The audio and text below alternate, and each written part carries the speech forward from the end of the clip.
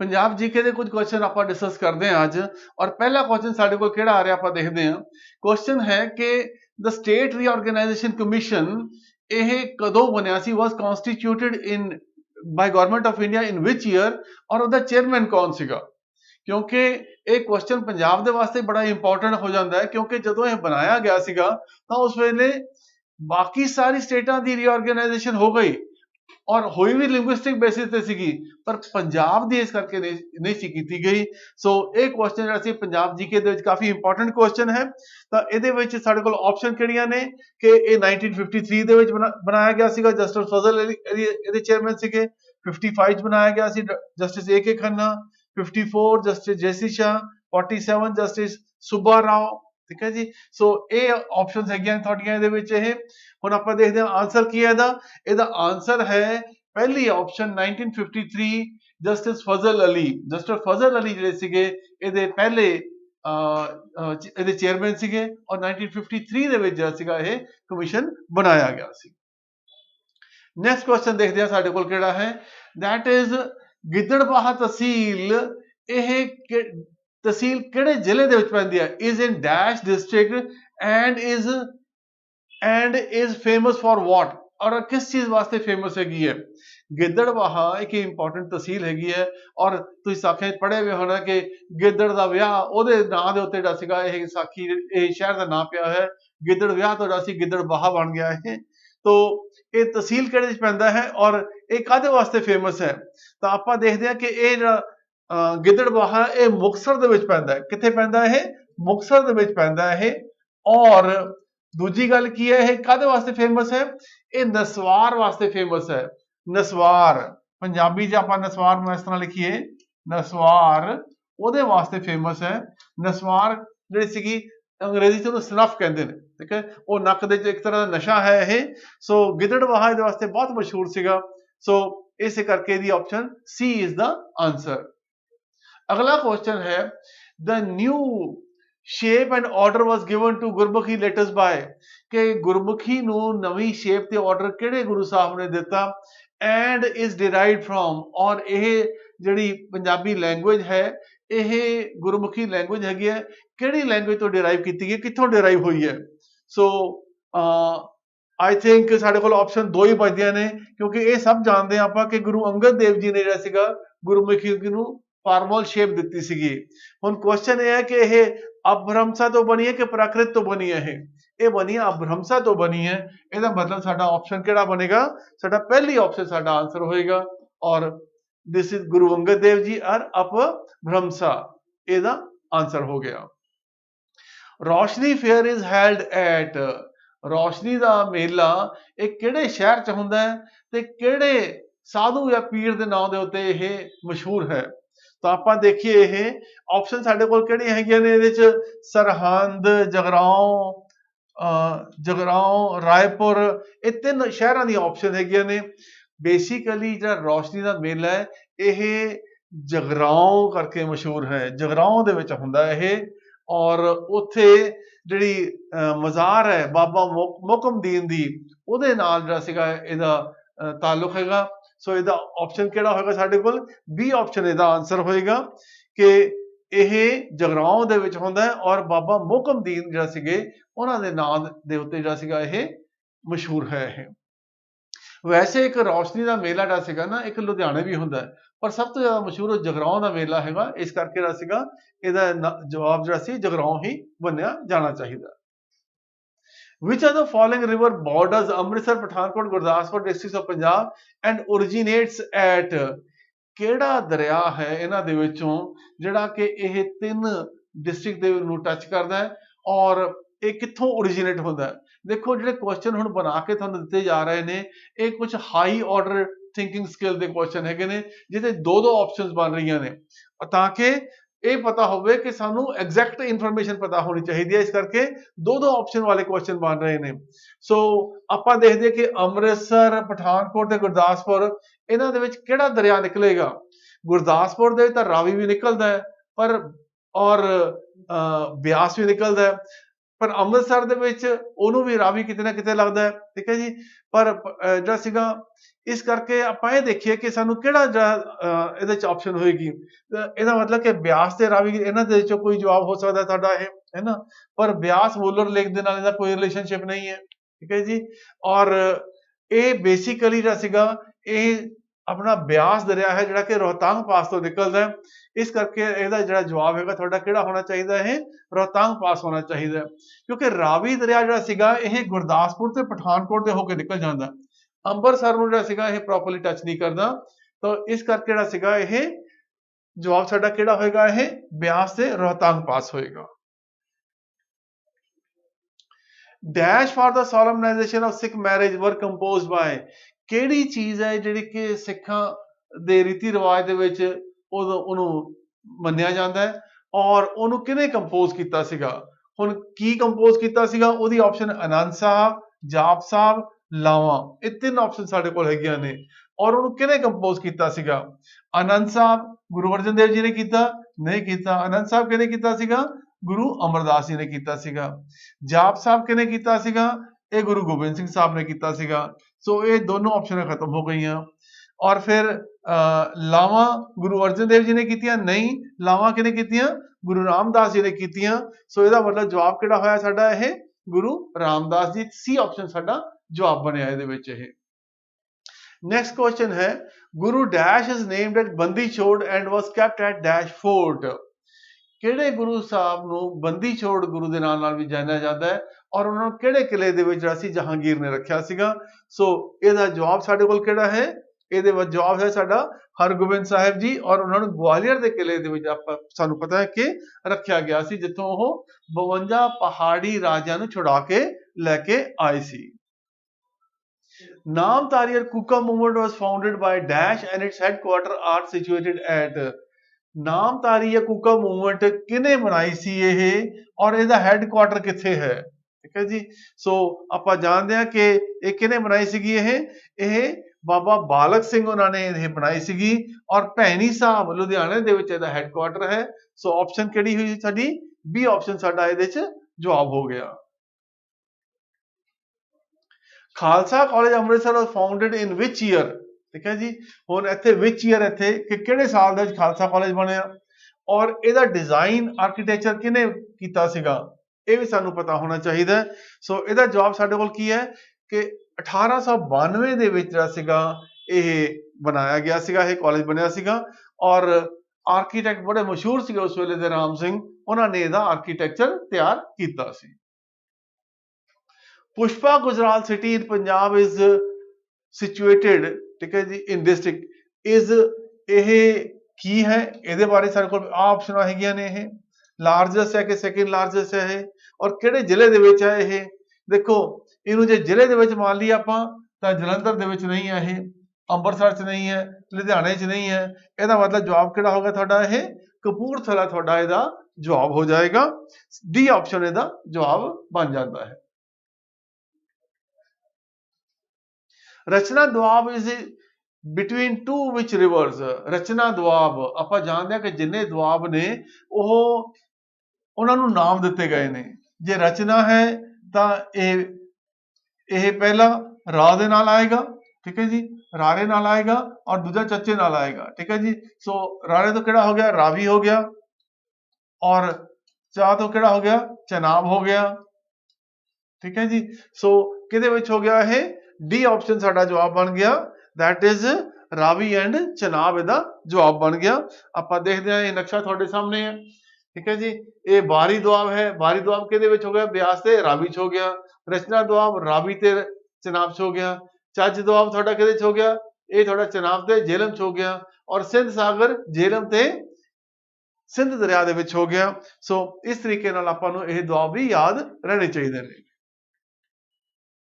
Vedas were composed on dash and dash is the oldest known Veda।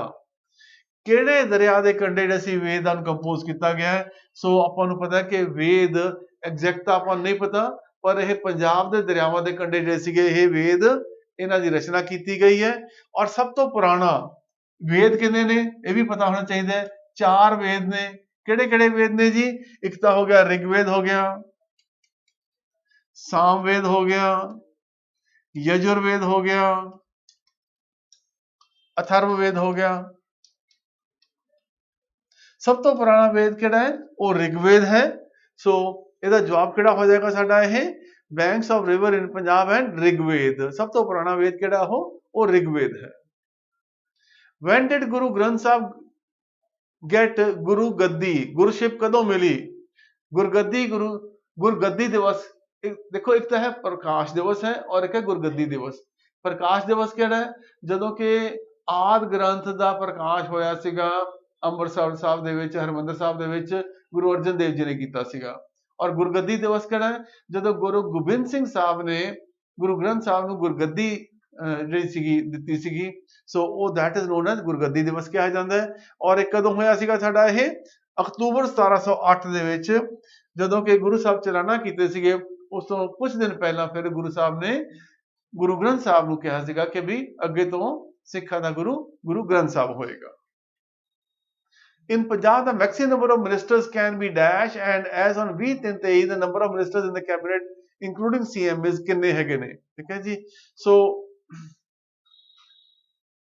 ਇਹਦੇ ਵਿੱਚ correction ਹੋਣੀ ਚਾਹੀਦੀ ਹੈ। ਠੀਕ ਹੈ ਜੀ, this should be 17 here। ਠੀਕ ਹੈ ਜੀ। क्यों मैं कह रहा है?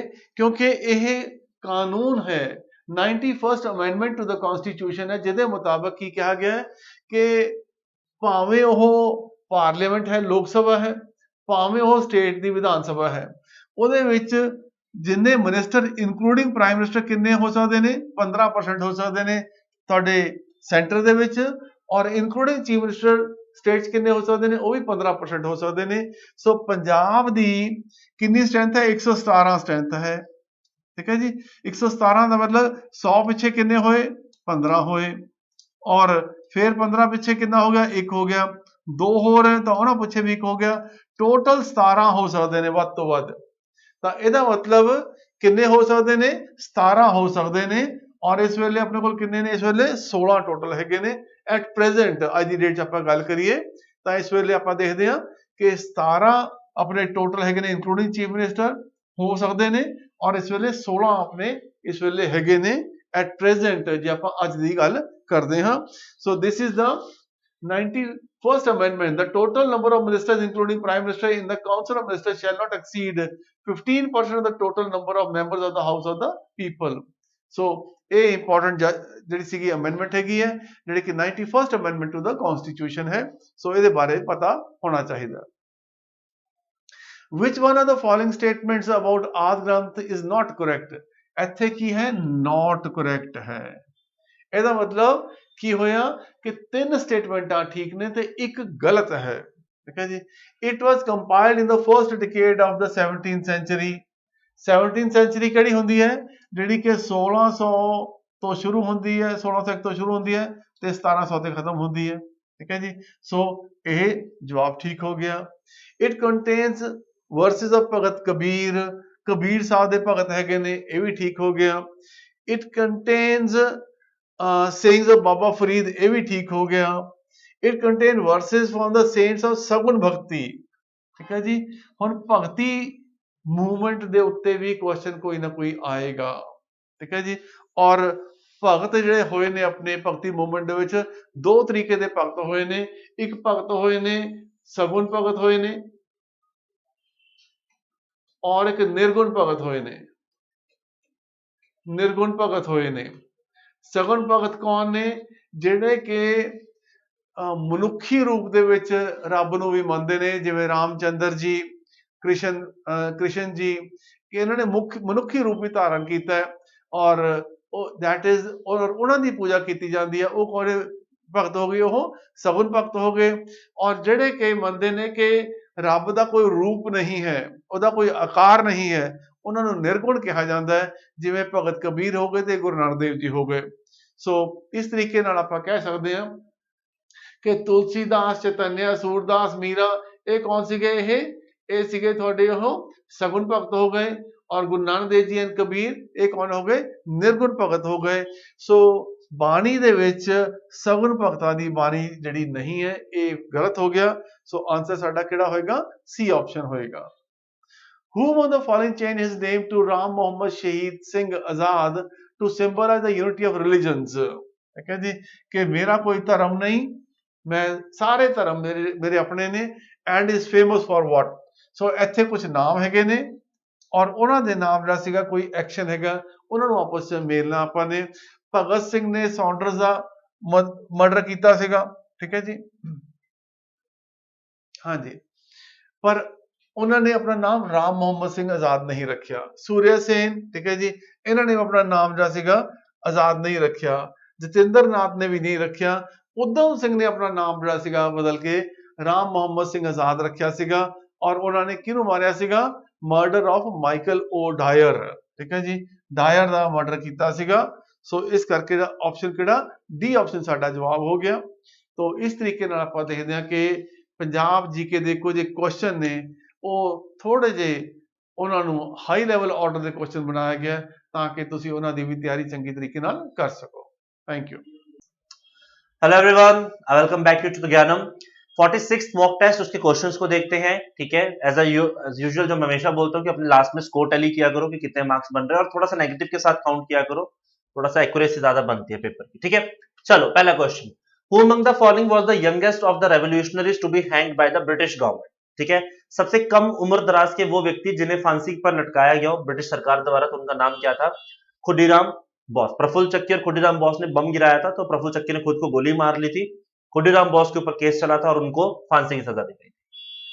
अमीर Khusro gives the first graphic description of Johar of Rajput women after victory of Alauddin Khilji over which Rajput state?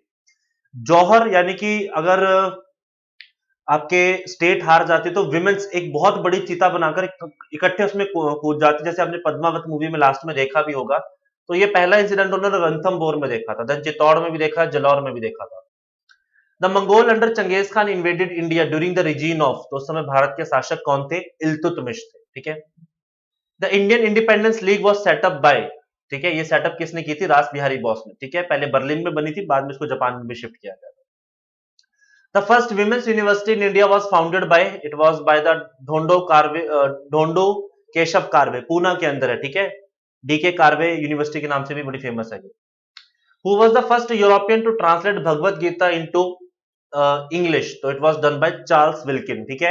1774 के अंदर जब एशियाटिक सोसाइटी ऑफ बंगाल का निर्माण किया गया था तो उसी समय पर यह काम हुआ था। चलिए, मैच द फॉलोइंग, ठीक है। मैच द फॉलोइंग क्या है आपके पास? पार्ट 1 किसके बारे में बात करता है? यूनियन और टेरिटरी के बारे में बात करता है आपके पास, ठीक है। पार्ट 2 बात करता है सिटीजनशिप, पार्ट 3 बात करता है फंडामेंटल राइट, पार्ट 9 बात करता है आपका पंचायती राज के बारे में, ठीक है। चलिए नेक्स्ट क्वेश्चन देखते हैं। Under which article of the constitution the president rule is promulgated on the any state in India? तो आर्टिकल 356, जिसे आप प्रेसिडेंट रूल या स्टेट इमरजेंसी के नाम से भी जानते हो, ठीक है। The proclamation of emergency issued under the article 352 must be approved by the parliament within, 352 के तहत जब देश में राष्ट्रीय आपातकालीन स्थिति नेशनल इमरजेंसी लगाई जाती है तो कितने टाइम के अंदर पार्लियामेंट को उसको अप्रूव करना होता है? तो 1 मंथ है। लेकिन अगर स्टेट इमरजेंसी को अप्रूव करना होता तो टाइम होता है 2 मंथ, ही आपको याद रखना है, ठीक है। Which of the following is not a fundamental right? इसमें से कौन सा आपका फंडामेंटल राइट नहीं है, ठीक है। तो राइट टू प्रॉपर्टी अब आपका फंडामेंटल राइट नहीं है, लीगल राइट है। विच article of the constitution of India abolish untouchability and forbids it's practice in any form? Bharat का कौन सा आर्टिकल छुआछूत के खिलाफ कानून बनाता है और उसकी प्रैक्टिस को भी रोकता है? तो आर्टिकल नंबर कौन सा है? 17 of the constitution. Which one of the following has the power to regulate the right of citizen in India? तो अगर आपको सिटीजनशिप के किसी कानून में बदलाव करना है तो आपके लिए कौन करेगा? पार्लियामेंट करती है, ठीक है। Which of the following article was inserted by the Constitution 86th Amendment Act 2002 to provide free and compulsory education, ठीक है, 6 to 14 years तक। तो फंडामेंटल राइट हमारा कौन सा? ये article number 21A। Who of the following did not participate in the elections of the president of India? इनमें से कौन प्रेसिडेंट के इलेक्शन में वोट नहीं डालता है, ठीक है। तो काउंसिल के मेंबर्स वोट नहीं डालते हैं, स्टेट काउंसिल्स वोट नहीं डालती हैं, असेंबलीज वोट डालती हैं, इलेक्टेड मेंबर्स वोट डालते हैं, लोकसभा राज्यसभा के, यूटी दिल्ली और पौंडीचेरी वोट डालती है, बाकी कोई वोट नहीं डालेगा। Receipts which leads to decrease in assets or increase in liabilities of government fall under which of the following head of the fiscal policy? तो ये हमारी क्या होती है? कैपिटल रिसिप्ट्स होती है, ठीक है। बोरोइंग करना, लोन लेना, कहीं से फंड लेना, डिस सेविंग करना, उसमें आपके एसेट्स भी डिक्रीज होते हैं और आपकी लाइबिलिटीज बढ़ रही होती है। Invisible export means export of which of the following, तो इसमें से सर्विसेज का जो एक्सपोर्ट होता है उसको आप क्या बोलते हो, इनविजिबल एक्सपोर्ट बोलते हो। In which type of tax system tax divide decreases as the income goes on increases, वो कहते हैं जब आपकी इनकम बढ़ती रहे लेकिन टैक्स घटता रहे तो आप उसको क्या कहते हो, रिग्रेसिव टैक्स सिस्टम, ठीक है। लेकिन अगर इनकम भी बढ़ती रहे, टैक्स भी बढ़ता रहे तो उसको कहते हैं progressive tax system. Dash control the supply of money and bank credit in India, तो it was done by RBI. RBI ही डिसाइड करती है मॉनेटरी पॉलिसी के थ्रू कि मार्केट में कितना पैसा रहेगा, कितनी डिमांड है, कितनी सप्लाई देनी है, तो it was RBI. Where does India stands on the global in the terms of milk production, तो हम लोग फर्स्ट नंबर पे हैं मिल्क प्रोडक्शन में। White revolution operation flood by doctor Varghese C Kurien during the time of 1970। The Indian Air Force deployed first squadron of S-40 Triumph air defense missile system in the Punjab sector. What is the effective strike range? तो 400 kilometre की इसकी range है। Russia के पास S-500 और S-600 भी है। When is the International Day for Elimination of Racial Discrimination was observed? तो ये कब होता है? 21 मार्च को मनाया जाता है। What is the theme of World Sparrow Day 2023? तो इस बार थीम क्या दिया गया? I love sparrows. The first set of indigenously developed next generation AERV was inducted in the Indian Army in December 21. ये है क्या? तो ये आर्मड रिकनसाइंस व्हीकल है आपके पास, इसको टाटा ने बनाया है। UBS Group is a multinational investment bank based in which country? Recently बहुत न्यूज में था, तो ये UK based आपके पास बैंक है। Which institution has released ethical guidelines for AI in the healthcare and biomedical research? So it was done by Indian Council of Medical Research, that is ICMR. चलिए, तो this is all we have. तो बाकी सारे sections के लिए connected रहे, till then अपना पढ़ते रहें, ध्यान रखें, बहुत बहुत God bless you all. Hello student, कैसे हैं आप लोग? उम्मीद करते हैं बहुत अच्छे होंगे। तो जैसे कि आपको पता है कि ज्ञानम हर हफ्ते आपके लिए एक मॉक टेस्ट लेके आता है, तो आज मैं आशीष आपके सामने फिर से हाजिर हुआ हूं और इस मॉक में हम लोग यहाँ पे सारी की सारी चीज़ें डिस्कस करेंगे। चलिए स्टार्ट करते हैं। सबसे पहले फर्स्ट क्वेश्चन ये रहा। सबसे पहले है, इट इज़ डिफ़िकल्ट जो है coded as this and locomotive is coded and this, but is the code of Lucknow and Patna. तो एक का कोड सुलझा के देखते हैं कि क्या आता है, बाकी हमें पता चल जाएगा। तो अगर मैं बात करता हूँ डिफ़िकल्ट, DIFFICULT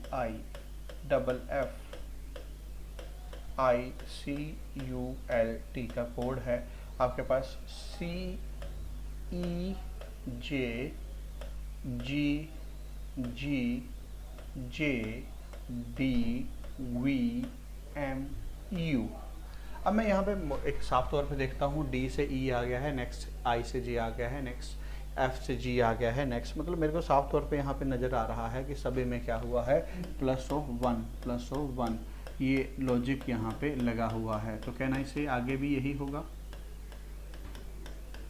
ठीक है। तो आगे भी आपके पास यही होगा। तो अब यहाँ पे चेक कर लेते हैं। तो L से आगे क्या आएगा आपके पास, M। मैं तो आपको बताऊंगा कि ऑप्शन इसे कटिंग मेथड से करें। L के बाद आएगा M और P के बाद आएगा आपके पास Q। तो अगर मैं पहले से देखता हूं तो पहले से कोई नहीं घटा है। अब देखो W होता है 23, W के बाद W के बाद क्या आता है आपके पास, W के बाद आता है X। मतलब आपके पास ये ऑप्शन कैंसिल, ये ऑप्शन कैंसिल, दो ऑप्शन कैंसिल हो गए, दो आपके पास बचे हुए हैं। अब अगर यहाँ पे बात करें तो यहाँ पे भी आपके पास P है, यहाँ पे भी P है। मैं अब सीधा अगर देखता हूँ MBDLOP, ये तो साफ बनेगा। आगे देखता हूँ QBU, इसको का चेक करके देख लेते हैं सेकंड लास्ट को। तो N होता है 14 के बाद आता है 15 पे आएगा O, ठीक है ना। तो O, तो ये ऑप्शन एलिमिनेट हो गया क्योंकि यहाँ पे आपके पास आना है सेकंड लास्ट में O, यहाँ पे B, यहाँ पे B के बाद T के बाद 21 मतलब U, A के बाद B, ठीक है, U के बाद V, B, C के बाद D, के 11 के बाद 12, 14 के बाद 15 और 15 के बाद 16, P, A ऑप्शन डन। वैसे एलिमिनेट करके करेंगे तो ज़्यादा जल्दी हो जाता है। चलिए नेक्स्ट क्वेश्चन की तरफ बढ़ते हैं। अगला क्वेश्चन ये रहा। अगले क्वेश्चन में देखते हैं, सीरीज है ADEHIL,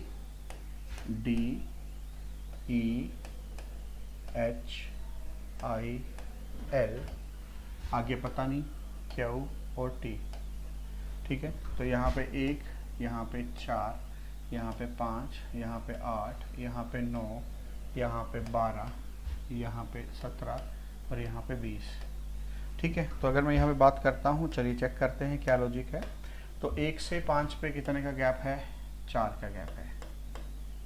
आगे फिर से क्या है, 4 का गैप है। तो आगे फिर से 4 का गैप अगर कर दें तो आएगा 13, और 13 पे आता है m। आगे फिर से 4 का गैप है। एलिमिनेट एलिमिनेट, आंसर इन दोनों में होगा। आगे फिर से यहाँ पे गए हैं 4, आगे फिर से 4, ठीक है, आगे फिर से यहाँ पे 4, तो 12 + 4 आपके पास 16 बना है। ये भी गलत, सी ऑप्शन आंसर। ठीक है, एलिमिनेशन अगर आप करते चलेंगे तो इस तरीके से आपके पास यहाँ पे आ जाएगा 12 + 4 होता है 16, 16 पे आता है P। So that is your final answer. बताइए, बात क्लियर है? So this is okay. चलिए, ये भी आपने एलिमिनेशन से सीख लिया।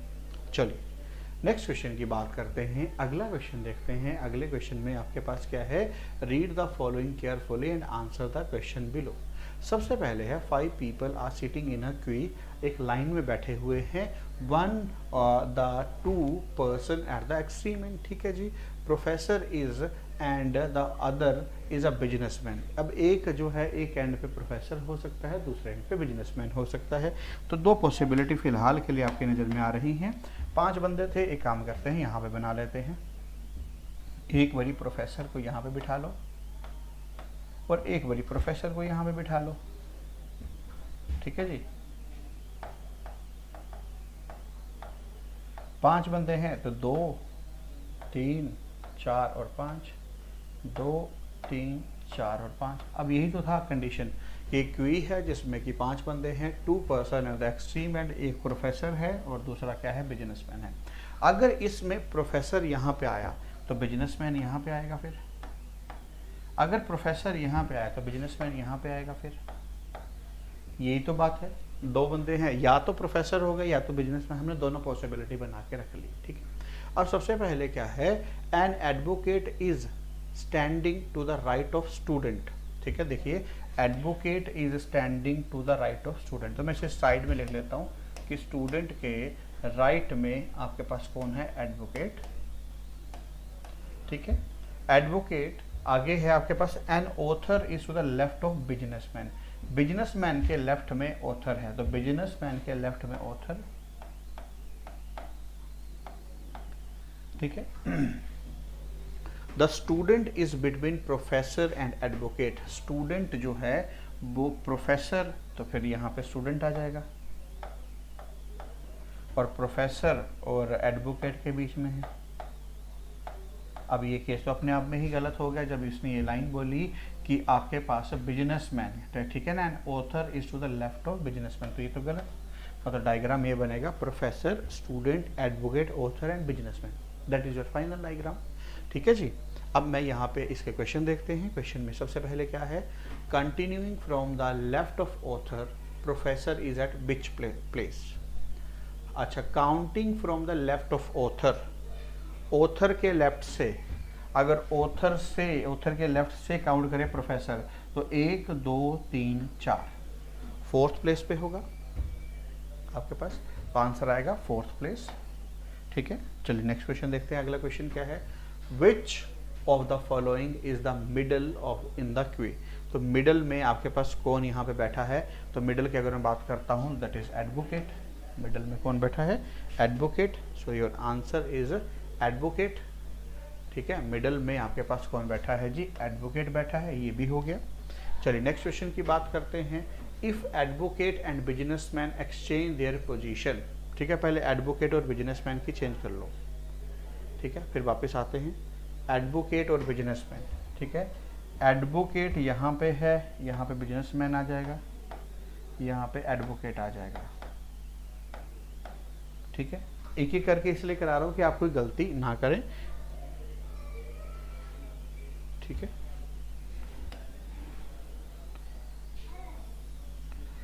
अब यहाँ पे ऊपर मैं लिख रहा हूँ कि यहाँ एडवोकेट की जगह बिजनेसमैन आ गया और बिजनेसमैन की जगह एडवोकेट आ गया। आगे देख लेते हैं, थोड़ा सा लंबा है इसलिए थोड़ा सा पेशेंस रखेंगे। Advocate and business exchange their position and also author and student. अब ऑथर एंड स्टूडेंट की भी चेंज कर लो। ठीक है ना, ऑथर और स्टूडेंट, तो यहाँ पे आपके पास स्टूडेंट आ गया। यहाँ पे आपके पास स्टूडेंट आ गया और यहाँ पे ऑथर आ गया, तो फिर एक ही प्रोफेसर बचा था, वो तो यहीं पे ही रहेगा ना, इसको तो कोई चेंज नहीं होगा। अब फाइनली पूछा क्या है वो देख लो, एक एक स्टेप करके मैं आपको करवा रहा हूँ कि आपको कोई तकलीफ ना हो। अब यहाँ पे देखें, then who will be standing in to the left of student, student के लेफ्ट में कौन बैठा है, तो स्टूडेंट के लेफ्ट में, अब देखो स्टूडेंट के लेफ्ट में कौन बैठे हैं, बिजनेस भाई साहब आ गए हैं, बात खत्म। स्टूडेंट के लेफ्ट में बिजनेस भाई साहब आ गए, ठीक है, स्टूडेंट के लेफ्ट में कौन आ गए हैं, बिजनेस भाई साहब। बताइए बात क्लियर है? होपफुली सभी को, ये बच्चों को बात अच्छे से क्लियर हुई होगी। चलिए अब आगे बढ़ते हैं, अगला क्वेश्चन देखते हैं। अगले क्वेश्चन में क्या लिया गया है? अगले क्वेश्चन में है in a queue Shikhar is 9th from the back, Arun is placed 8th from the front. अब दो पर्सन हैं आपके पास बेटा, देखिए आपके पास एक है शिखर और आपके पास जो है 9th फ्रॉम द बैक। अच्छा ये उल्टा आ गया, कोई बात नहीं।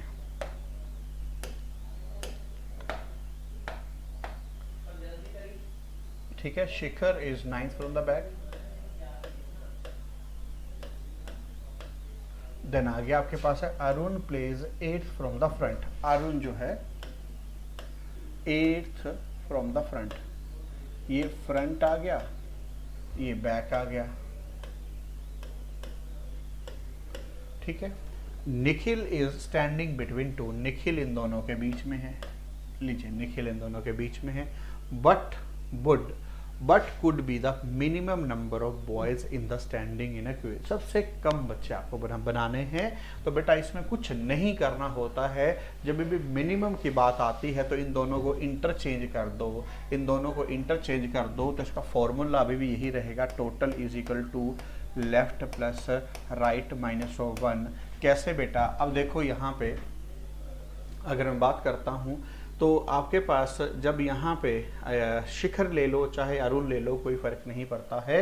अगर आप किसी एक को भी निकाल लेते हैं तो आपका आंसर आ जाएगा। अब यहाँ पे अगर ये 9th पे है, ठीक है ना, अगर ये बैक से है तो इसको फ्रंट से चेक करना है, तो कैसे वो होगा? अगर मैं बात करता हूँ, देखो अब आप लोगों के पास में बड़ी सिंपल सी बात, एक छोटा सा एग्जांपल लेंगे। अगर आप में से पूछें कि सर आपकी मैक्सिमम हाथों की लंबाई क्या है, मैं बोलूँगा सर खोल के बता देता हूँ इतनी। अगर आपको मैं बोलता हूँ कि मेरी मिनिमम हाथों की लंबाई क्या है, तो मैं से क्या कर लूँगा, फोल्ड कर लूँगा। तो इसका मतलब क्या है कि वैल्यू को क्या कर लो, इंटरचेंज कर लो, सिंपल। अगर वैल्यू को इंटरचेंज करते हो तो आपके पास क्या होता आता है। तो सबसे पहले देखें, ठीक है ना, दूसरी बात एक ये भी है कि अगर शिखर जो है यहाँ पे बैक से है, शिखर जो है अगर बैक से है तो शिखर को फ्रंट से निकालना, कैसे निकाल लेंगे? अब ये देखो लेफ्ट है और ये राइट है, तो मैं क्या करता हूँ, बैक को लिख लेता हूँ, यहाँ पे कितना लिख लिया, 9 माइनस 1। अब इसी को अगर राइट से निकालना, फ्रंट से निकालना है तो कैसे? फ्रंट में ये 8 है, इन दोनों के बीच में एक बंदा है तो 9 और एक ये 10, ठीक है। आपके पास 9 8 था तो 7 और 6 आएगा, सॉरी 8 था, ठीक है ना। फ्रंट से ये पहले इंटरचेंज का मीनिंग समझ लें, क्योंकि ये तो नॉर्मल में आ गया, फिर आप लोगों को और भी ज़्यादा आसान हो जाएगा। ये नॉर्मल आ गया, अब इसको क्या करते हैं, इंटरचेंज कर लेते हैं। देखो इंटरचेंज करने का मतलब था यहाँ पे, अब बेटा आपके पास अरुण भाई साहब आ गए और यहाँ पे शिखर आ गए। जो मैंने हाथों का एग्जांपल दिया, निखिल आ गया, और ये अभी भी 8 में पे है और ये अभी भी 9 में पे है, ठीक है। पर ये जो है वो कहाँ से है, आपके पास बैक से, और ये जो है अभी भी आपके पास कहाँ से है, फ्रंट से। अब फॉर्मूला बेटा वही है आपके पास, इसको लगाएंगे, total is equal to L plus R minus 1। अब देखो अरुण अगर यहाँ पे 8 पे है, कहाँ से, आपके पास फ्रंट से, मतलब लेफ्ट साइड से, माइनस 1 तो वैसे ही रहेगा। और आपको यहाँ पे राइट साइड से निकालना है, तो ये 9 पे था तो 9 से एक पोजीशन पीछे आएंगे 8 और एक पोजीशन और पीछे आएंगे 7। 8 7 15 माइनस 1 इज इक्वल टू 14। मतलब यहाँ पे आपको ये पता चल जाएगा कि ये भाई साहब जो हैं वो कौन सी पोजीशन पे थे, 14th पोजीशन पे थे। मतलब पोजीशन इन द सेंस कि यहाँ पे मिनिमम बच्चे कितने होंगे 40। मैं फिर से एक्सप्लेन करता हूँ। अगर आप लोग मेरे से पूछे कि सर आपके हाथों की मैक्सिमम दूरी क्या, तो मैं खोल के बता दूंगा।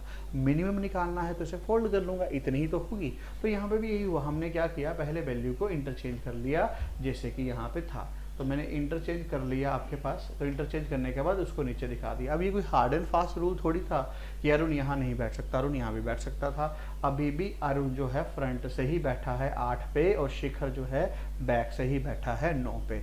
अगर यहाँ पे ये फॉर्मूला आपने इम्प्लीमेंट करना था तो ये कैसे होता है, कैसे पॉसिबल हुआ, क्योंकि शिखर और अरुण के बीच में एक पोजीशन कंफर्म थी। अगर अरुण जो था 8th पे था, अगर अरुण जो था 8th पे था तो शिखर से आपको पता शिखर बैक से था। अगर ये 9 पे था तो इसके एक पोजीशन पीछे कितनी होगी 8, एक और पीछे आएंगे तो कितनी होगी 7। बस तो एक से हमने ये कैलकुलेट यहाँ पे कर लिया। तो होपफुली आपको ये कॉन्सेप्ट अच्छे से क्लियर हुआ होगा। चलिए अगला क्वेश्चन देखते हैं। नेक्स्ट क्वेश्चन में आपके पास क्या है, सम रेड्स आर क्राउ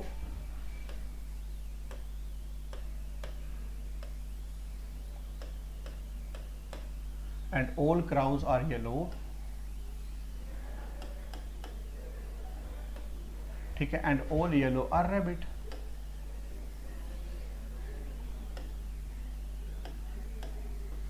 ठीक है, all crows are rabbit, all crows are rabbit सही है। some yellow are red, कुछ yellow क्या है, red है, बिल्कुल सही है। some red are rabbit, some red are rabbit सही है। अगला है some rabbit are crow, some rabbit are crow, true. तो यहाँ पे तो सारे फॉलो कर रहे हैं, तो आंसर इज ए ऑप्शन। ठीक है जी। चलिए ये रहा नेक्स्ट क्वेश्चन। अगर इसमें मैं बात करता हूँ, इस क्वेश्चन में अगर हम देखें तो इसका आंसर क्या बनेगा वो हम लोग यहाँ पे देखते हैं। देखिए बेटा यहाँ पे ये जो क्वेश्चन है वो आपकी वोकैबुलरी के ऊपर बेस्ड है। ठीक है, आपकी वोकैबुलरी के ऊपर बेस्ड है।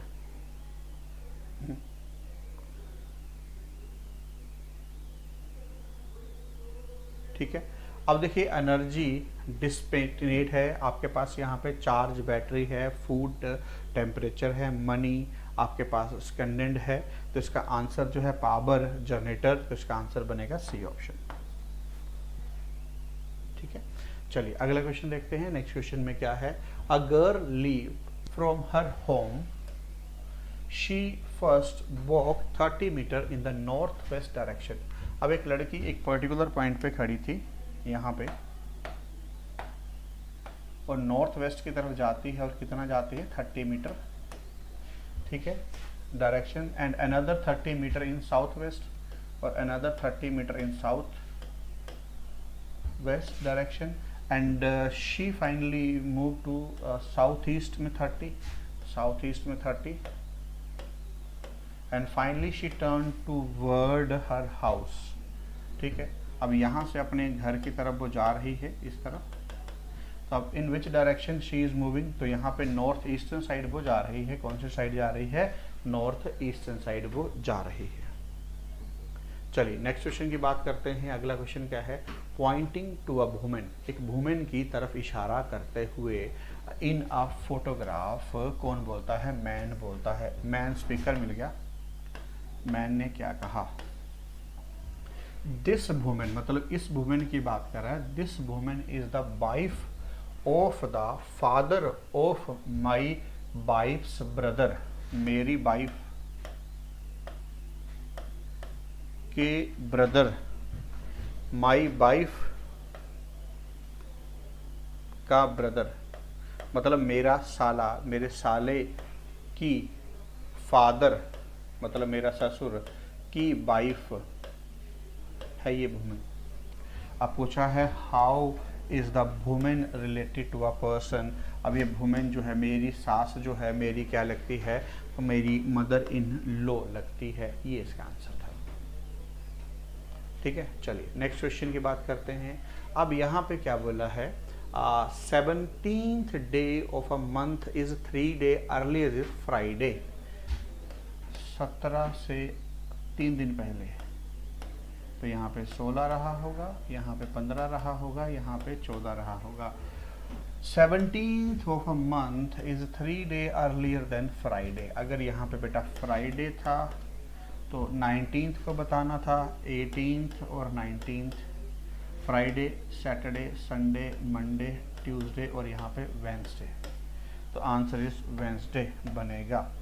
17 से 3 दिन पहले फ्राइडे था तो 19 तारीख को क्या होगा, मतलब 14 को फ्राइडे था तो 19 को क्या होगा, वेंसडे।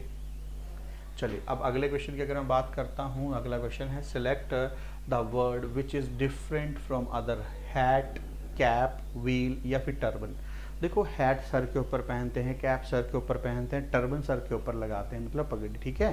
तो अब ये तो सबसे अलग है व्हील, ठीक है। Answer is C option. चलिए अगले क्वेश्चन की बात करते हैं। अगले क्वेश्चन में क्या बोला गया है, pointing to a girl Karamjeet said. Speaker कौन है बेटा, करमजीत। लीजिए करमजीत आपको मिल गया है। फिर आगे क्या बोला है, दिस गर्ल, ये जो लड़की है, ये लड़की कौन है, this girl is the daughter of only child of my father. मेरे फादर का ओनली चाइल्ड, माई फादर, मेरे फादर का ओनली चाइल्ड कौन हुआ, करमजीत की डॉटर है आपके पास ये लड़की। But is the relation of Karamjeet wife. अब ये करमजीत का पता लग गया कि करमजीत पॉजिटिव होगा क्योंकि उसकी वाइफ आ गई। But is the relation of Karamjeet wife to the girl. Karamjeet की वाइफ जो है इस लड़की की क्या लगी, तो इस लड़की की क्या लगी, वो मदर लगी। डन। चलिए तो होपफुली यहाँ तक आपको सभी को अच्छे से क्लियर है। तो जुड़ने के लिए बहुत बहुत धन्यवाद। Thank you class. Hello student, कैसे हैं आप लोग, उम्मीद करते हैं बहुत अच्छे होंगे। तो जैसे कि आपको पता है कि हर हफ्ते ज्ञानम आपके लिए कुछ ना कुछ नया लेके आता है।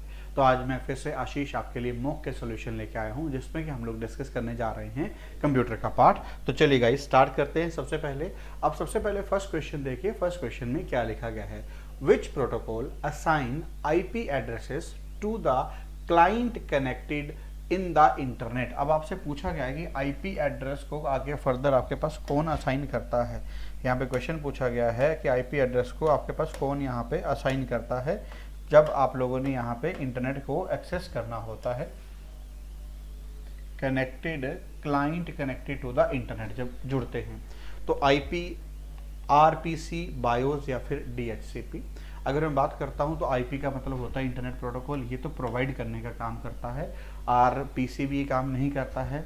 अगला है बायोस। बायोस का मतलब है बेसिक इनपुट आउटपुट सिस्टम, ये काम नहीं करता है। ये तो तब काम करता है जब आपके पास आपका सिस्टम ऑन होता है, तो उस टाइम पे ये चेक करता है, उस टाइम पे ये चेक करता है कि सारे के सारे जितना भी डेटा, जितने भी सॉफ्टवेयर आपके सिस्टम में पड़े हैं, whether it is working properly और नॉट, वो होता है बायोस के थ्रू। तो यहाँ पे आंसर नहीं बनेगा। अगला है डीएचसीपी। डीएचसीपी एक ऐसा प्रोटोकॉल है जो इंटरनेट के अंदर, जैसे आईपी के अंदर आपके पास जो होता है, आगे फर्दर डिस्ट्रीब्यूशन का जो काम है वो डीएचसीपी करता है, जिसका फुल फॉर्म होता है dynamic hosting configuration protocol. Dynamic hosting configuration protocol. So answer is D option. ठीक है, चलिए अगला क्वेश्चन ये रहा। नेक्स्ट क्वेश्चन में है the arrangement of element such as title and sub title, text, picture, table etcetera is called. अब यहाँ पे है टाइटल को क्या बोला जाता है, सब टाइटल, टेक्स्ट हो गया, पिक्चर्स हो गया, टेबल्स हो गया, इसको क्या बोला जाता है, किसके अंदर आते हैं, लेआउट में आते हैं, प्रेजेंटेशन में आते हैं, डिज़ाइन में या स्कीमा में। देखो एक चीज़ तो आपको पता है, प्रेजेंटेशन तो आंसर कभी नहीं बनेगा और स्कीमा कभी आंसर नहीं बनेगा, क्योंकि schema is associated with an database, तो ये तो आंसर नहीं होगा। Presentation is directly related to the MS PowerPoint, तो आंसर नहीं बनेगा। अब आंसर या तो लेआउट होगा या तो design. Design is something else which is introduce as a designing part, is a co related with the designing part. Answer सामने एक बन रहा है कि लेआउट जो है वो इसका परफेक्ट आंसर बनेगा, क्योंकि सारे के सारे लेआउट्स में रखे जाते हैं। So answer is A option. चलिए done. So moving to our next question. अगला क्या है, which of the following are type of sound file. अब यहाँ पे डायरेक्ट आपको याद रखना है कि साउंड फाइल की जो है एक्सटेंशन क्या होती है। तो LOG file, DAT file, WAV file या DRV फाइल। तो यहाँ पे जो साउंड फाइल है वो है आपके पास WAV is an a sound file, ये डायरेक्ट याद रखना पड़ेगा। चलिए नेक्स्ट क्वेश्चन की बात अगले बढ़ते हैं। अगला है which of the following can you use to add times the slide in a presentation. ठीक है, ऐड टाइम्स, ठीक है, आपके पास माइक्रोसॉफ्ट पावर पॉइंट में, टेबल में, एक्सेल में या फिर माइक्रोसॉफ्ट वर्ड में। तो आपके पास यूज ऐड 1 टाइम्स या 2 times slide in a presentation, वो होता है आपके पास पावर पॉइंट में। जो भी स्लाइड्स आपने ऐड करनी होती है, कुछ भी एनीथिंग आपने ऐड करना है पावर पॉइंट में ऐड करके आप उसे दिखाते हैं। नेक्स्ट है which one of these stores more data than in DVD। इनके में पूछा गया है कि DVD से ज़्यादा आपके पास डेटा कौन स्टोर करता है। CD की अगर बात करता हूँ तो ये 700 MB अप्रोक्सीमेट माना जाता है था, तो ये तो नहीं होगा। फ्लॉपी तो 1. आपके पास 44 MB तक था, ये भी नहीं होगा। अब अगर मैं बात कर रहा हूँ रेड डे डिस्क, कोई वर्ड नहीं था। ब्लू रे डिस्क है जो कि आपके पास 50 GB से स्टार्ट, 25 GB से 25 GB टू आपके पास 50 GB तक यहाँ पे डेटा को स्टोर करता है। और DVD की मैक्सिमम कैपेसिटी थी आपके पास अप्रोक्सीमेट 17.08 GB। अप्रोक्सीमेट बता रहा हूँ मैं आपको, 17.08 GB तक यहाँ पे डेटा स्टोर किया जा सकता है। तो ब्लू रे ने किसको रिप्लेस कर दिया था? DVD को रिप्लेस कर दिया। होपफुली बात क्लियर है। चलिए अब नेक्स्ट क्वेश्चन की तरफ बढ़ते हैं। What is the extended form of CMOS। CMOS की फुल फॉर्म क्या है? तो CMOS एक आपके सिस्टम के ऊपर एक सेल होता है जो कि आपके सिस्टम में, आपने देखा होगा कई बार आप कुछ टाइम के लिए अपने सिस्टम को ऑन नहीं करते हैं, 10 दिन, 15 दिन, 1 महीना या 2 महीना। उसके बाद जैसे आप अपने सिस्टम को ऑन करते हैं, आपके सिस्टम में 2 चीज़ें, एक टाइम, दूसरा कैलेंडर बिल्कुल सही चल रहा होता है, just because of CMOS cell. CMOS cell क्या करता है, अपने ऊपर उतनी इलेक्ट्रिसिटी स्टोर करवा लेता है जिससे कि टाइम टू टाइम आपके सिस्टम के कैलेंडर और टाइम को अपडेट किया जा सके। ठीक है, तो ये पूछा गया कि CMOS का फुल फॉर्म क्या होता है। CMOS का फुल फॉर्म होता है कॉम्प्लीमेंट्री मेटल ऑक्साइड सेमीकंडक्टर। तो यहाँ पे A ऑप्शन में है complementary metal oxide semiconductor is the right answer, A option. ठीक है, चलिए नेक्स्ट क्वेश्चन की अगर मैं बात करता हूँ, who is known as the human computer in India. तो ह्यूमन कंप्यूटर चार्ल्स बेबेज, ये तो ऑल फादर ऑफ कंप्यूटर हैं। Alan Turing modern father of computer हैं। निर्मला सीतारामन नहीं, Shakuntala Devi. Shakuntala Devi is a human computer. Shakuntala Devi is a human computer of India. ठीक है, चलिए next question की बात करते हैं। Which day is celebrated as a world computer literacy day. अगर मैं बात करता हूँ दिसंबर 2, दिसंबर 22, दिसंबर 12 या दिसंबर 29। एक बात तो पता चलेगी कि दिसंबर में आएगा, तो इसका आंसर जो है करेक्ट आपके पास दिसंबर 2 बनेगा। 2 दिसंबर में आपके पास यहाँ पे वर्ल्ड कंप्यूटर लिटरेसी डे मनाया जाता है। चलिए अगला है another name of logical chip. दूसरा नेम बताइए लॉजिकल चिप का। तो सबसे पहले है PROM, मेमोरी, माइक्रो प्रोसेसर या फिर रोम। तो आंसर याद रखिएगा, माइक्रो आपके पास लॉजिकल चिप का जो सेकंड नेम है दैट इज माइक्रो प्रोसेसर। ठीक है, माइक्रो प्रोसेसर। चलिए, तो जुड़ने के लिए सभी का बहुत बहुत धन्यवाद। Thank you class. हेलो दोस्तों, स्वागत है आप सबका ज्ञानम के ऑनलाइन लर्निंग प्लेटफॉर्म पर। और आज के सेशन में हम डिस्कस करने वाले हैं आपके वीकली मॉक टेस्ट का क्वांट के पार्ट का सॉल्यूशन। स्टार्ट करते हैं फर्स्ट क्वेश्चन के साथ। देखिए फर्स्ट क्वेश्चन में क्या कह रहा है, A take twice as much time as B और thrice as much time as C। ठीक है, अगर हम सबसे पहले बात करें A और B की, तो उसने क्या बोला है कि A B से ट्वाइस टाइम ले रहा है। ठीक है, अगर उनके टाइम का रेशियो 2:1 है, तो आपको पता है कि एफिशिएंसी का रेशियो क्या हो जाएगा, 1:2 हो जाएगा। ठीक है, उसके बाद वो क्या कह रहा है, एंड थ्राइस एज C। और अगर हम C से कंपेयर करें तो 3:1, तो एफिशिएंसी का रेशियो क्या हो जाएगा, 1:3 हो जाएगा। तो देखो अगर मैं यहां से कंबाइन करूं A, B और C, तो इनके एफिशिएंसी का रेशियो 1:2:3 हो जाएगा। 1:2:3 हो जाएगा। उसके बाद क्या पूछा गया, working together they can finish the work in 2 days, कि तीनों मिलकर उस काम को 2 दिन में कर देते। देखो 3, 2, 5 और 1, 6, इनकी टोटल एफिशिएंसी कितनी है 6, और 6 के एफिशिएंसी से ही 2 days में वर्क कंप्लीट करते हैं, मतलब टोटल वर्क कितना होगा 12 होगा। ठीक है, तो बी कितने दिन में करता है, बी की एफिशिएंसी क्या है 2, तो इसको 2 से डिवाइड कर दो, तो ये कितना बचा 6 बचा, तो बी की एफिशिएंसी कितनी होगी 6 होगी। सॉरी, बी कितने डेज में करेगा 6 डेज में करेगा, एफिशिएंसी क्या थी 2 थी। चलिए नेक्स्ट क्वेश्चन, अगर when the price of sugar increased by 20%, a family reduced its consumption in such a way that the expenditure on sugar increased by 15%.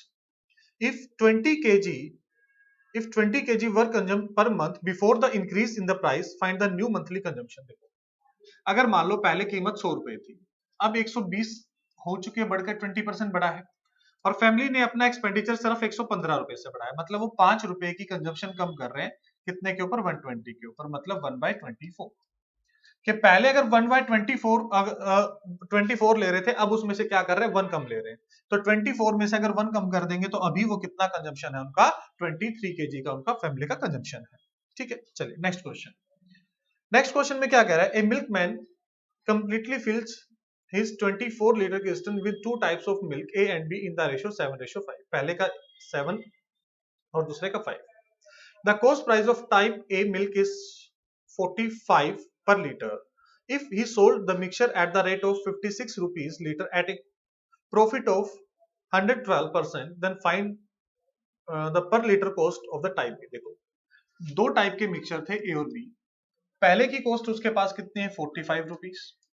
ठीक है, ये हमें कैलकुलेट करना है, x हमें कैलकुलेट करना है, और जो सेलिंग प्राइस था उसका 56 था, मिक्सचर की कॉस्ट क्या होगी, ये 112 इंटू 100 होगी।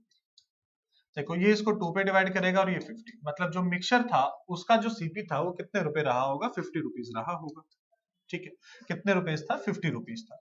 अगर हम बात करें उसने रेशो कितना दिया था 7:5, मतलब अगर ये 7 है तो ये कितना है 5। देखो 50 माइनस 50 में 45 माइनस करो 5 आएगा, तो यहाँ 7 कब होगा जब x की वैल्यू क्या रही होगी 57 रही होगी, तो ऑप्शन डी इस क्वेश्चन का आपका राइट आंसर होगा, ऑप्शन डी। चलिए नेक्स्ट क्वेश्चन। नेक्स्ट क्वेश्चन में क्या कह रहा है, a toy train moves at a fix speed on a plane, plane surface पे उसकी फिक्स स्पीड है, और प्लेन सरफेस पे हमने मान ली उसकी स्पीड क्या होगी x होगी। ठीक है, it starts from the top of an inclined plane and reach the bottom in 3 hours and again moves upward for 3 hours but falls y kilometre short of the starting point. देखो वो 3 घंटे एक बार down आया और फिर 3 घंटे वापस ऊपर की तरफ जा रहा है, तो बट वो जब ऊपर जा रहा है तो 3 घंटे में वो डिस्टेंस कंप्लीट नहीं करता, कहीं बीच में रुकता है, और कितना डिस्टेंस कम रहता है उसका y किलोमीटर कम रहता है टॉप पे पहुंचने से। ठीक है, in the whole 6 hours the toy train travels a total of 12 kilometre, और इस टोटल आने जाने में उसको टोटल कितना टाइम लगा 6 घंटे में सिर्फ उसने 12 किलोमीटर का डिस्टेंस कवर किया था। Due to inclination of the plane the train goes 1 kilometre speed in decline and loss same speed in the incline. जब वो डाउन आ रहा है, पहाड़ी से नीचे की तरफ उतर रहा है, तब उसकी स्पीड क्या हो रही है 1 से इंक्रीज हो रही है, तो मतलब एक बार उसकी स्पीड क्या हो रही है x प्लस 1 और एक बार उसकी स्पीड क्या हो रही है x माइनस 1। देखो 3 आवर्स में x plus 1 time into speed, और यहां से 3 आवर्स में फिर से टाइम इंटू स्पीड, तो टोटल डिस्टेंस हमने कैलकुलेट कर लिया 12।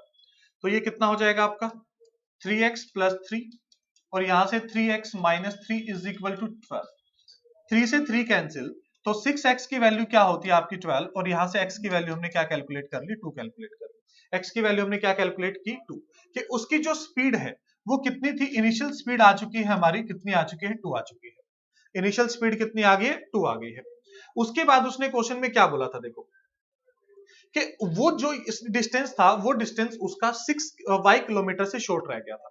ठीक है, y किलोमीटर से उसका डिस्टेंस कितना रह गया था, शॉर्ट रह गया था, तो वो इनके बीच का डिफरेंस होगा। y कितना होगा आपका thrice of x plus 1 plus thrice of x minus 1। ठीक है, ये उसका टोटल इन दोनों के बीच का जो डिफरेंस था वो कितना आता है आपका, ये सॉरी माइनस आएगा यहां से, माइनस यहाँ पे कितना होगा, माइनस होगा, क्योंकि इनके बीच का डिफरेंस था। ये टोटल डिस्टेंस था क्योंकि ऊपर से नीचे तक आया था और वापस इतना डिस्टेंस ट्रेवल किया था, तो y कितना हो गया, देखो अब 3x प्लस 3 माइनस 3x और प्लस 3 हो जाएगा, तो 3x से 3x कैंसिल, तो y कितनी होगी 6, मतलब 6 किलोमीटर का डिस्टेंस बचा हुआ था। और ये 6 किलोमीटर ऊपर जाते हुए तो 2 माइनस 1 कितने घंटे और एक्स्ट्रा लेगा, 6 घंटे और लेगा, मतलब वापस वो कितने घंटे में जाएगा, 9 घंटे में जाएगा। ठीक है, चलिए क्या कह रहे हैं, a man takes a loan of 216,000, ठीक है, उसने कितना 2,16,000 रुपए का लोन लिया। उसके बाद क्या करें, from a bank to be return in 3 years at rate of 16.67, और 16.67 की अगर मैं फ्रैक्शन वैल्यू की बात करूं तो 1/6, और इसमें 6 क्या है प्रिंसिपल, इंटरेस्ट क्या है आपका 1, तो अमाउंट कितना हो जाएगा 6 प्लस 1 7 रुपीज, अगर मैं रेशियो के हिसाब से बात करूं।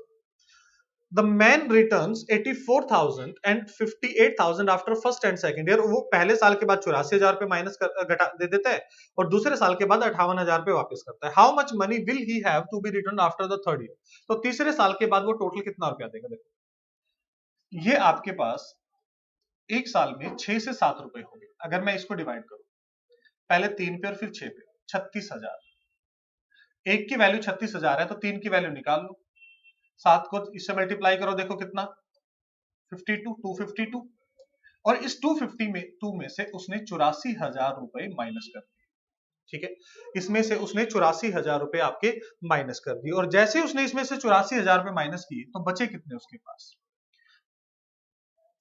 1,68,000 रुपए, और फिर से उसके ऊपर उसने वही 7/6 वाला फंडा फिर से लगा दिया, फिर से इसके ऊपर उसने एक साल के लिए इंटरेस्ट कैलकुलेट कर लिया। देखो इसको डिवाइड करो, पहले ये कितने पे करेगा, 6 दूनी 12, कितना बचेगा 4, 48, 28,000 गुना 7, ठीक है, इसको अगर मैं मल्टीप्लाई करूंगा तो ये कितना आ जाए 196, 1,96,000, फिर से इसके ऊपर वो 7 इसमें से कितना माइनस किया था, 58,000 माइनस किया था, इसमें से उसने कितना माइनस किया, 58,000 रुपए उसने दे दिए, क्योंकि पहले साल 84,000 रुपए और दूसरे साल उसने कितना पैसा रिटर्न किया था, 58,000 रुपए उसने वापस कर दिए थे।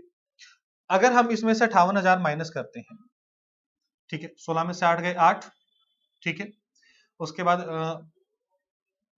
16 में से 3 जीरो ये हो जाएंगी, 16 में से 8 गया 8, उसके पास हमारे पास बचेगा 8 में से 5 गया 3, 1,38,000 रुपए, ठीक है, और इसके ऊपर फिर से 7/6 लगा देगा, फिर 6 से डिवाइड करो, 6 दूनी 12, 6 × 18, 23, तो 23,000 गुना 7, ठीक है, 23 गुना 7 कितना होता है, 161 होता है, तो ऑप्शन ए इस क्वेश्चन का राइट आंसर होगा, ऑप्शन ए। चलिए नेक्स्ट क्वेश्चन क्या कह रहा है, cost price of 2 article is same, one is sold at A profit of 15%, एक को 15% प्रॉफिट और दूसरे को and the other for 1,500 more than the first, और दूसरे को पहले से 1,500 रुपए ज्यादा में बेचा गया। If the net profit is 30%, find the cost price of the each, तो दोनों का कॉस्ट प्राइस, देखो दोनों का कॉस्ट प्राइस क्या है, सेम। अगर हम ये कहें कि पहले का कॉस्ट प्राइस भी 100 रुपए है, दूसरे का कॉस्ट प्राइस भी 100 रुपए है, ठीक है, तो टोटल कॉस्ट प्राइस कितना हो जाएगा मेरा, 200 हो गया। पहले को 15% प्रॉफिट पे बेचा, मतलब 15 रुपए का प्रॉफिट हो गया, ठीक है, और अगर मैं यहां से बात करूं तो यहां से उसने टोटल 30% का प्रॉफिट लिया है, और इसका 30% मतलब 60 रुपए का प्रॉफिट लिया है, ठीक है, यहां से अगर 60 का प्रॉफिट लिया है तो यहां से कितने का प्रॉफिट लिया होगा उसने, 45%, मतलब 45 का प्रॉफिट लिया होगा, ठीक है, कितने रुपए ज्यादा में बेचा, 30 रुपए ज्यादा में बेचा, और 30 की कीमत कितनी है, 1,500, अगर मैं एक की कीमत निकालूं तो एक की कीमत कितनी हो जाएगी, 50, और 100 की कीमत कितनी हो जाएगी, 5,000, मतलब दोनों का जो सीपी था वो कितना था, 5,000 ईच, ऑप्शन बी इस क्वेश्चन का राइट आंसर था, option B.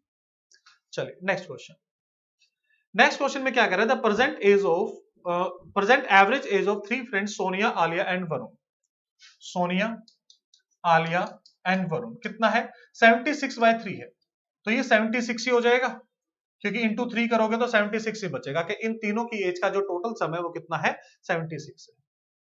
The ratio of age of Sonia 2 year hence, अगर सोनिया की प्रेजेंट एज एस है तो 2 इयर्स बाद कितनी हो जाएगी, s+2, and age of Alia 4 year hence, age of Alia 4 year hence a+4, और ये रेशियो कितना दे रखा है, 9/7, क्रॉस मल्टीप्लाई करें, ठीक है, तो ये कितना हो जाएगा, 7s plus 14 is equal to 9a plus 36। अगर मैं यहां से 7s की वैल्यू कैलकुलेट कर लूं तो ये 9a प्लस 36 माइनस 14 हो जाएगा, और इसमें से अगर माइनस करेंगे तो आपका कितना बचेगा, 22 बचेगा।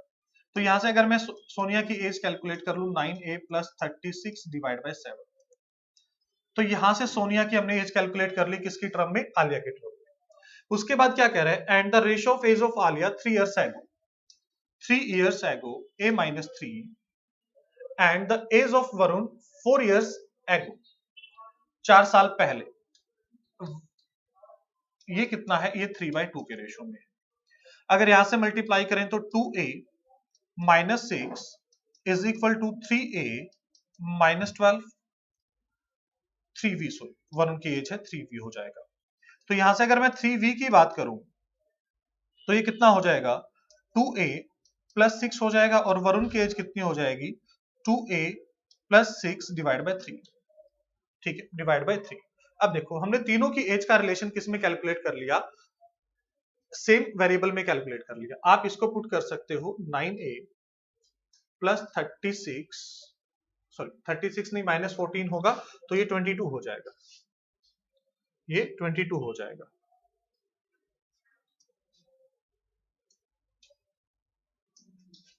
कितना हो जाएगा, ये 9a प्लस 22/7 प्लस a, और वरुण के हमारे पास हमने अभी कैलकुलेट की थी 2a plus 3 plus 6 divide by 3 is equal to 76। अगर यहां से हम एलसीएम लें तो ये एलसीएम कितना हो जाएगा आपका, 21 हो जाएगा। तो ये हो जाएगा 9a plus 22 plus 21a plus 2a plus 6, ठीक है, सॉरी ये 3 से भी मल्टीप्लाई होगा ना, हाँ एक सेकेंड, एलसीएम 21 लिया है और एलसीएम सिर्फ, हाँ 21 और इज इक्वल टू 76 है। देखो ये इसको 3 पे डिवाइड करेगा, 9 into 3 27a plus 66 plus 21a, और ये 7 पे डिवाइड करेगा, ये कितना हो जाएगा, 7 इंटू 2 14a प्लस 7 इंटू 6 42, ठीक है। आई होप यहां तक क्लियर होगा। देखो इस क्वेश्चन में थोड़ी सी कैलकुलेशन है, क्योंकि हर क्वेश्चन एग्जाम में आपका 10 सेकंड का नहीं होता, कुछ क्वेश्चनों में आपकी कैलकुलेशन थोड़ी सी लंबी भी होती है और कुछ क्वेश्चनों में कैलकुलेशन हमारी कम हो जाती है, ठीक है, इसमें लंबी हो रही है कैलकुलेशन। उसके बाद अगर हम इनको ऐड करते हैं, 4 और 1 5, 5 और 7 12, ठीक है, उसके बाद 2 2 4 2 6, 62a इज इक्वल टू, अब 76 को मुझे मल्टीप्लाई करना है 21 से, ठीक है।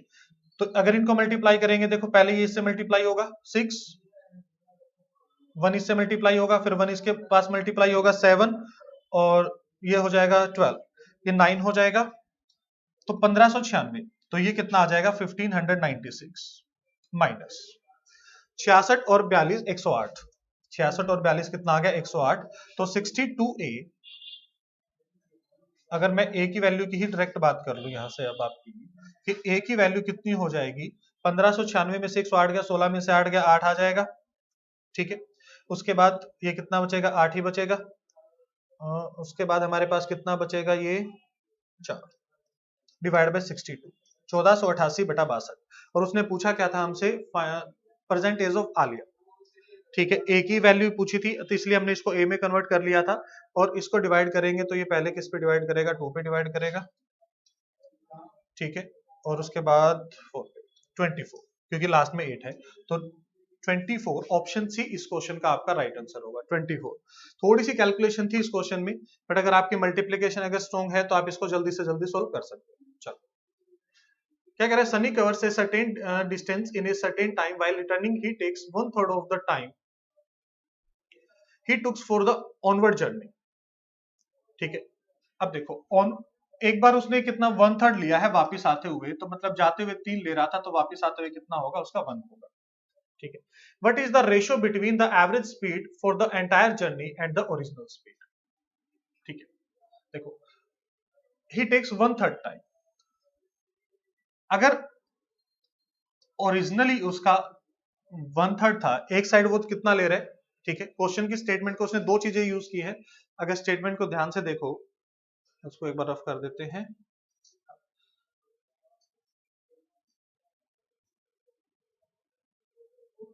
उसने क्या बोला, देखो 1/3, while returning he takes only 1/3 the time he took onward, कि जब वो गया था अगर तब उसने टाइम onward और रिटर्निंग ऐसे लिख लेते हैं, ठीक है। अगर यहां उसने 3 लिया था, यहां तो 1 लिया था, ठीक है। अगर मैं यहां से ये टाइम की बात है तो स्पीड का रेशो क्या हो जाएगा, 1:3 हो जाएगा। स्पीड का रेशो क्या हो जाएगा, 1:3 हो जाएगा। अब उसने एवरेज स्पीड की बात की है, एवरेज स्पीड क्या होता है, 2xy divide by x plus y. तो एवरेज स्पीड कितनी हो जाएगी, 3/2 हो जाएगी। एवरेज स्पीड कितनी हो जाएगी, 3/2 हो जाएगी। ओरिजिनल स्पीड क्या थी उसकी, 3 थी। ओरिजिनल स्पीड क्या थी, 3, और एंटायर में एवरेज स्पीड कितनी है, 3/2, और ये कितनी है, 3। तो यहां से अगर मैं रेशियो लूंगा, ठीक है, 3/2 और एक्चुअल में कितना था, 3, ठीक है, तो ये कितना हो जाएगा, 6 हो जाएगा, 1:2। आंसर इसका 1:2 आना चाहिए कुछ। 3/2, एक सेकेंड, कुछ एवरेज स्पीड और ओरिजिनल स्पीड का रेशियो उसने अगर हमसे पूछा है, सॉरी, ओरिजिनल स्पीड तो 1 है ना, हाँ, रिटर्निंग की स्पीड 3 थी, रिटर्निंग की स्पीड 3 थी, तो उसने 3/2 और 1 का रेशियो पूछा है, तो 3:2 आ जाएगा। हमने ये जो 1:2 कैलकुलेट किया है, ये किसका कैलकुलेट कर दिया, एवरेज का, और जो रिटर्न स्पीड थी, क्योंकि रिटर्न में स्पीड कितनी आ रही थी, 3 आ रही थी उसकी, ठीक है। चलिए, उसके बाद क्या कह रहा है, Arvind buys rice at 10 kg 10 rupees per kg and sell it in order to earn a profit of 40%, ठीक है। 10 रुपए के खरीदे और उसको 40% प्रॉफिट पे सेल करना चाहती है, तो 40% की अगर मैं बात करूं, 40% की फ्रैक्शन वैल्यू कितनी होती है, 2/5। कि अगर यहां से सीपी और एसपी की बात करूं कि उसने अगर 5 रुपए के खरीदे होंगे तो वो 7 रुपए में सेल करना चाहती है, ठीक है।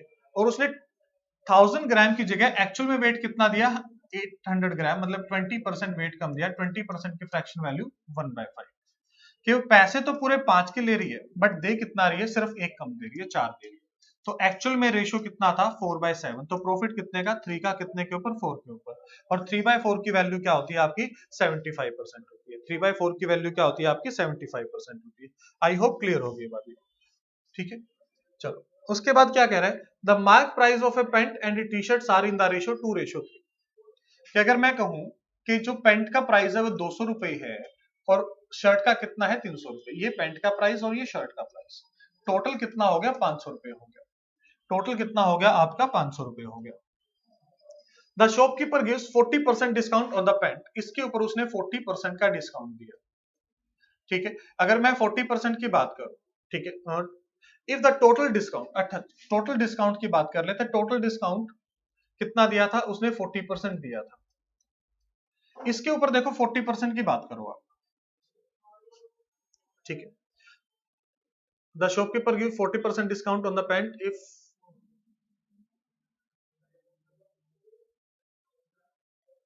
और टोटल भी उसने 40% का ही डिस्काउंट दिया है, ठीक है। तो उसने इसके ऊपर कितना डिस्काउंट दिया होगा, तो इसने सेलिंग प्राइस का कुछ रिलेशन दिया नहीं। मार्क प्राइस, ठीक है, 2:3 में द शॉपकीपर गिव्स 40% डिस्काउंट। अगर इसका मैं 40% भी कैलकुलेट करता हूं तो मतलब यहां उसने 200 रुपए का डिस्काउंट दिया था टोटल, ठीक है। और यहाँ पे कितने रुपए का डिस्काउंट दिया था, 80 रुपए का डिस्काउंट, तो 120 रुपए का डिस्काउंट यहाँ दिया होगा। तो यहाँ भी कितने का डिस्काउंट देगा, 40 का ही डिस्काउंट देगा, ठीक है। या तो क्वेश्चन में अगर कुछ अलग करना है तो उसको सेलिंग प्राइस का रेशो देना पड़ेगा, तो सिंपली होगा कि 40 का ही देगा, ठीक है। चलिए, उसके बाद नेक्स्ट क्वेश्चन क्या कह रहा है, Rayan invested a total of 49,000 in the 2 different schemes A and B. The scheme A which offers interest at the rate of 5%। Scheme A उसको 5% का इंटरेस्ट दे रही है, ठीक है।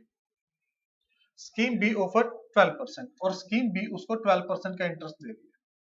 और एक साल के बाद उसने 4900 रुपए, मतलब सीधा सीधा कितना, 10%, कितना, 10%। रेशो लगा दो, 2:5, ठीक है। 12 में से 10 गया 2, 10 में से 5 गया 2, ठीक है।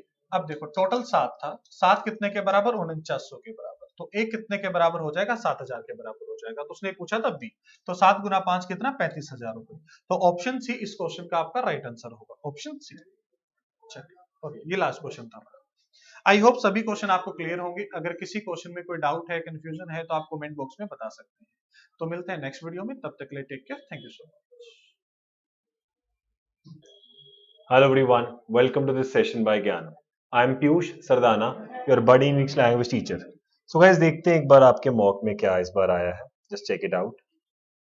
आपके पास सेंटेंस इंप्रूवमेंट आया ही ग्रैब द मैन. ग्रैब मतलब पकड़ा उसके द्वारा, तो ग्रैब्ड के साथ लगता है by. He grab the man by his overcoat. She could not help but laugh. वो हंस मतलब कुछ नहीं कर पाई थी लेकिन हंसी जा रही थी, तो बिल्कुल सही है. She could not help but laugh. Brinjals are dead cheap these days. Brinjals आजकल डेड चीप है मतलब बहुत सस्ते हैं, that is called dirt cheap. The answer to here is B. Child jumped with delight on seeing the joker at the circus. Joker सिर्फ हमारा slang होता है. The word is clown. Followed by he'll be wise on your part to let the bygones be bygones. अब it will be wise on your part, ये let the bygones be bygones एक idiom है. हाँ, idioms पढ़ रहे हैं हम, right. तो इसका मतलब होता है पिछली वाली बातों को भूल जाओ, पास्ट को तो इग्नोर कीजिए. The boy had a hair breadth escape from a street accident. मतलब narrow escape था, बाल बाल बचना नहीं होता है कि बहुत ही ज्यादा नजदीकी से बचा. He made several attempts to placate his opponents. Placket का मतलब क्या होता है? उनको कम गुस्सा दिलाना, लेकिन उसका ऑपोजिट फाइंड करना आपको, which is closest to the opposite. Antonym find करना है, तो antonym is the opposite meaning. तो कम गुस्सा दिलाने का ऑपोजिट क्या? बहुत ज्यादा गुस्सा दिलाना. ये तो धोखा हो गया. Discourage, infuriate of course. The next one comes out to be this. Guerrillas infiltrated into the region during the severe winter of. तो मतलब विंटर के टाइम पे वो वहां आ गए थे, तो उसको ऑपोजिट वहां से निकल गए थे, क्योंकि एंटर्ड पेनिट्रेटेड तो एक ही बात है. तो answer is expelled. Adjective adverb. The hamburger tests awful हो जाएगा. When we got home from the airport, we were all very sleepy हो जाएगा, हम बहुत sleepy थे. I dash dear, go and answer the doorbell. Go and answer kind of imperative है but present है ना, तो I am cooking हो जाएगा और तुम आंसर कर लो. एंटोनिम निकालना है इस गिवन वर्ड का. एंटोनिम का मतलब ऑपोजिट होता है. The word is blonde. Blonde is kind of light, उसको ऑपोजिट हो जाएगा something which is dark. So answer is, thanks for watching, enjoy.